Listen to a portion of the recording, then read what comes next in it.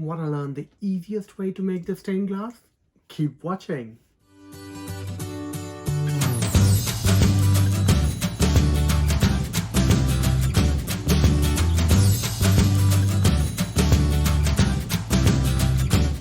Hello everyone and welcome to Make with Ajay. I'm Ajay and today I'm going to show you the easiest way to make a stained glass piece just like this. Well, I found this piece lying in a thrift store and I thought, okay, I got to have it. It's so beautiful. The techniques over here, the soldering of the leading and these colorful glasses, and I love a really nice floral pattern. And then I decided, okay, I want more of these. So I thought of making one. But I went through the techniques of making stained glass art pieces and to be honest, they're quite daunting. The process is extremely difficult. Well, I wouldn't say extremely difficult if you get to know it and if you get to practice it, but at first if you look at it, you need to cut through the glass, you need to solder some leading, you need to cover the glasses with leading. I felt like it's too cumbersome and sometimes can be a bit harmful as well because you are actually cutting the glass and dealing with it. So I just really researched a lot and found a really easy way where can I achieve a similar appearance, a similar look, but without having to use or without having to cut any glass. One company plays a key role, a major role in making this project possible, and that company is White Trail. I don't know if I'm pronouncing it right or wrong. Is it Wet Trail or White Trail? Do let me know down below in the comments. Well, I found this company in Michaels and they supply a lot of pigments and a lot of objects to create such pieces with stained glass. So they're really famous for their White Trail leading. These are pre-made self-adhesive leadings that you can use as these leadings. You see all of these leadings that you see on those stained glass pieces. Well, these self-adhesive leadings act the same way. You just stick them on a piece of glass or maybe on a piece of plexiglass and yep, they will look exactly like these leadings. Second thing that I used were these glass colors from White Trail. They come in a variety of textures and in a variety of pigments. One more thing that I found to make this project possible is this beautiful photo frame. I found this at IKEA. It's simply a plexiglass, a piece of plexiglass placed in this really old looking frame that resembles these leadings. They basically look like as if they belong to the same frame almost, and it has also got this similar kind of chain detail at the back. Well, I'm really excited for this project and I'm really excited to make more and more of these stained glass pieces to decorate my house. So without further ado, let's get started. So this is how that frame from IKEA looked. It has this beautiful chain detail and it has two of these plexiglass or acrylic sheets instead of an actual glass. So I just took out those sheets. They have this plastic film on them, which we can just remove and start working on them.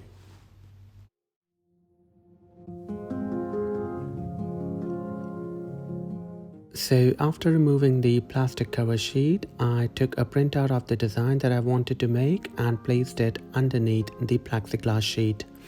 And I stuck it with a two-sided sticking tape. And then I took the most important part of this project, which are these White Trail self-adhesive leading strips. They come in a roll just like a cellophane tape, and it also comes with this plastic burnisher that we can use to burnish these strips. As I said, it comes in a roll and you can just take it out just like how you take a cellophane tape out from a roll, and you can cut it in the desired length and use it any which way you want. So I used scissors and an X-Acto knife to cut the desired length of these strips and I started placing them pressing them firmly with my finger wherever the lines were drawn. I made sure that I'm pressing them firmly and cutting them with an X-Acto knife at the right spot. Here is a close-up look for you guys to understand it properly. See how I'm curving the lead strip with the curves of the design, and then I'm just using an X-Acto knife to cut it at the right place. They are really easy to use. These leading strips are so malleable, they are so easy to burnish, and you can curve them according to the curves of the lines that you are putting them on. They are so easy to bend, and this makes them quite user-friendly.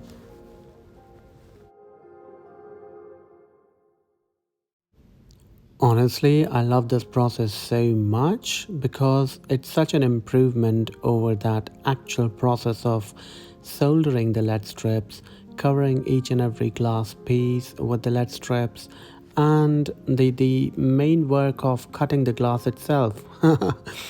This process makes everything so easy. It's like you're drawing on a paper.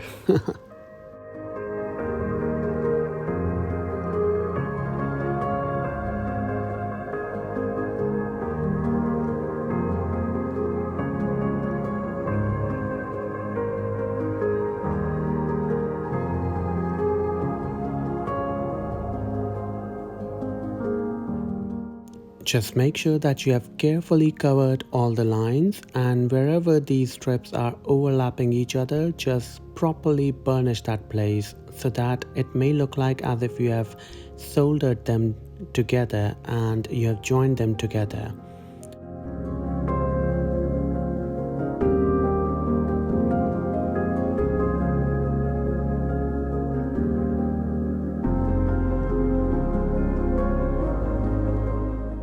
So I finished the design by placing these thick strips and burnishing them on the border, and this is how the final piece looked. It's already looking so beautiful. These embossed and raised metal strips are actually looking like as if I have soldered these metal strips together. And this is how it's looking from the back. If you want, you can place these metal strips at the back as well, but I'm just going to display my piece from one side only, so I'm not going to do the back side. And then came my favorite part, which is coloring. So I took my vitriol glass colors and I took fine point brushes and I started coloring them carefully. Since I was coloring this glass piece using these colors for the first time, I had to be very careful, and I laid down my first few strokes very carefully, noticing that these are not like your usual colors. These colors are more like liquid plastic. They tend to blend together and form an even surface, but for that to happen, you need to carefully decide how much quantity of color do you need to apply on that surface using your brush. If you apply less quantity of color than needed, then it will leave your brush strokes as it is. And if you apply excess quantity, then the color will just overflow over the lead strip borders. So it's a fine balance between deciding how much quantity to add and what kind of texture do you want on the surface. Sometimes people do want the brush strokes, and sometimes they want their colors to look all plain. So I experimented with different kinds of brush strokes and I mixed different colors on the surface, trying to reach the kind of design that I liked and the kind of color that I wanted for this particular artwork.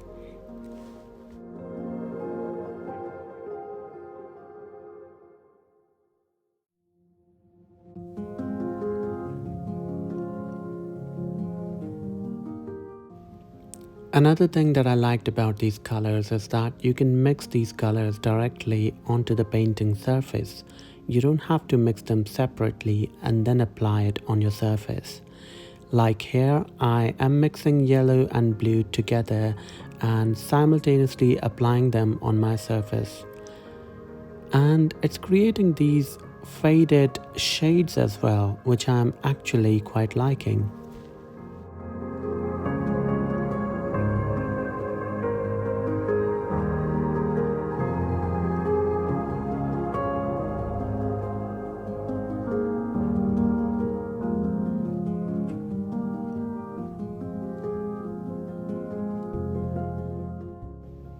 Just be a little bit careful while coloring, because you want to make sure that you're flooding the entire surface properly, but not so much that you're going overboard on those metal strips.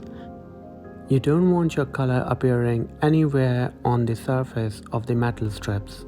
It should only be on the glass underneath.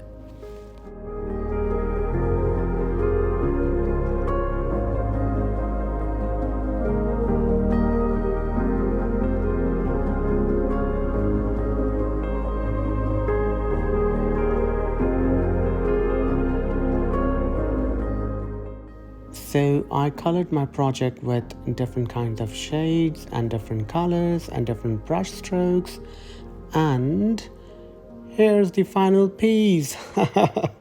I love it. I love it so much. It looks like an actual stained glass piece, and those metal strips are looking like as if I've actually soldered them together.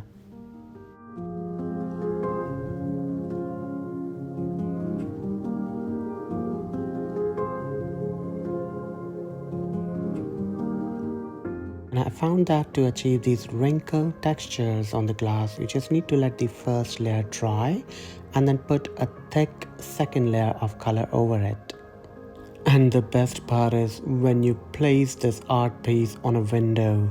Oh my god, when the light shines through these colorful glass pieces, wow, it looks so beautiful.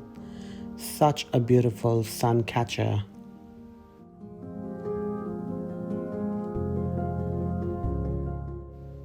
I hung my piece on a window right beside my plants, and it looked amazing.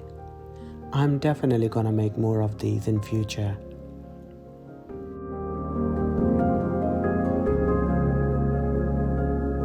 So that was it for today, guys. I love my new stained glass piece so much, and when the sun rays shine through and filter through those colorful glass pieces, I totally love it. Please do make one for yourself and let me know on my Instagram handle. Message me, show me what you made, and just let me know if you have any suggestions. But before you do so, I have a few tips. This white trail leading that you see, it's actually metal lead, and when you cut it with a scissor, it gets extremely sharp and may end up cutting your fingers, just like this. I wasn't too careful with it. But do make sure that you're wearing gloves while handling the lead pieces, especially when you're cutting it. Please do subscribe to my channel and press the bell notification icon so that you may get notified about more such future videos. Please like this video and share it with your friends. And with this, as I always say, we are gonna make this world beautiful, one thing at a time. I love you all so much. Thank you so very much for watching. Bye.